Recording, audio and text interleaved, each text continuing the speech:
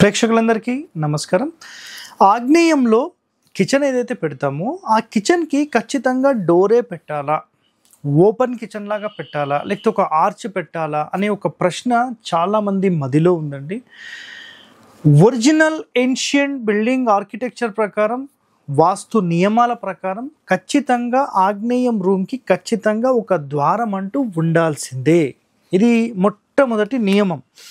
So ఆగ్నేయం తూర్పు, దక్షిణం, పడమర, ఉత్తరం, ఈ ఆగ్నేయ స్థానంలో మీరు డోర్ ఉత్తరంలో పెట్టినా పడమరలో పెట్టినా ఖచ్చితంగా ద్వారం అనేది ఏర్పాటు చేయాలి. సార్ మేము ద్వారం పెట్టలేని పరిస్థితి, మేము ఏం చేయాలి? పోనీ అట్లీస్ట్ ఆర్చ్ పెట్టుకోండి, దానికి మించిన ఆప్షన్ లేదు. సార్ మేము ఇదంతా ఓపెన్ కిచెన్గా వాడుకోవచ్చా?